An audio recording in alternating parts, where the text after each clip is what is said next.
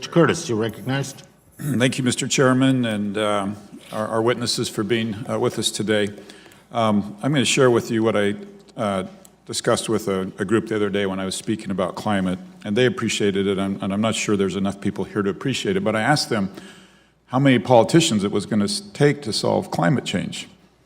And the answer to that is there's no scientific evidence that politicians can solve any problem at all.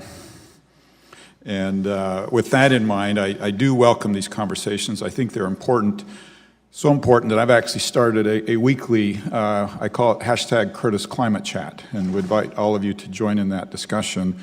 I think it's very important that Republicans have a voice on this issue and that we're heard. Part of that discussion is realizing that I have a county in my district that's actually called Carbon County. And when we villainize coal, we have to remember that we're villainizing hardworking people, people who have risked their health and put their lives into making it so we can flip a switch and have light and be warm, and that the real villain is carbon in the air, not carbon itself. And I think that's an important distinction.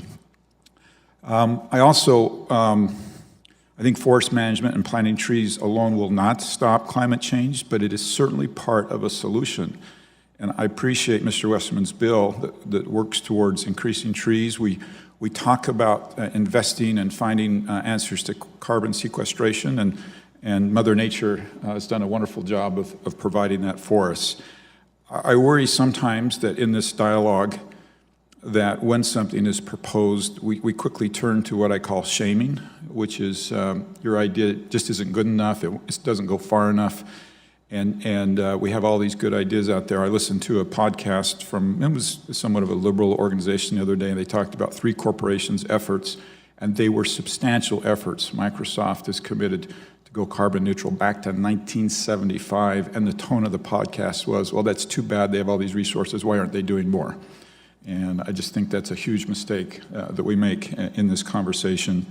I also feel like it's just very important to have bipartisan efforts around innovation and exporting U.S. clean technology overseas. I think we can do a lot to reduce carbon simply by exporting some of our technology, realizing that it won't be long before 90% of the carbon in the air is coming from outside the United States. So thank you to our witnesses, and I would like to give a special recognition to our witness from Salt Lake City and appreciate Ms. Gleach, you coming out. You and I have had a number of conversations, and we always seem to have productive conversations where we can find issues that we agree on, even though at heart there might be a lot we disagree on. And could you just comment a little bit about the importance of bipartisan work and finding common ground with people that you may not agree with everything on? Yes.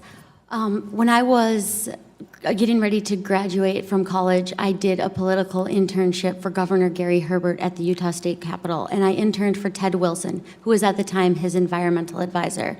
And I really learned the power of bringing together different... So just for people that aren't here, a very, very strong Republican governor. Yes. And a Democratic advisor. Yes. Yeah. So it was really interesting, and I learned a lot by the way that Ted would bring together different stakeholders from different points of views and have everybody come together and try to find solutions. And I really wanted to thank you for your willingness to have these conversations about climate on Twitter, on social media. I really appreciate you opening yourself up like that, because I know from my own climate activism that it makes you the target of potentially a lot of public shaming, bullying, and at times harassment. So I really appreciate your bravery in doing that. It's important to me that Republicans have a voice. I truly believe that Utahns are the best environmentalists in the world. We just talk about it in a different language, right? That sometimes doesn't communicate with people with different opinions. Governor, I have just a few seconds left. Could you also speak to the importance of the bipartisan? I noticed in your testimony you talked about the bipartisan nature. Can you just emphasize that as well for me? I would just say both at the governor level. I'm sorry. Both at the governor level and at the state level, governor level, the legislative level, the legislative academy that we run, it's Republicans and Democrats. We actually have a group of people called the Conservative Energy Network that have worked with Republican governors in Michigan, in Nevada, and South Carolina, and North Carolina I'm on going to energy run out of policy. time, but give me 10 seconds. You were not in your head when I was talking about shaming. Can you give me your experience with that just in a few seconds? I just think we get into so many false choices, and you know, both sides have been guilty of this. There are too many false choices, and we make the other people feel bad about putting out a false choice. This is truly going to be done in a bipartisan way in America. It's going to be done in the middle, and it's going to involve a lot of solutions, not the least of which is growing trees, but also looking at our public lands and the carbon footprint.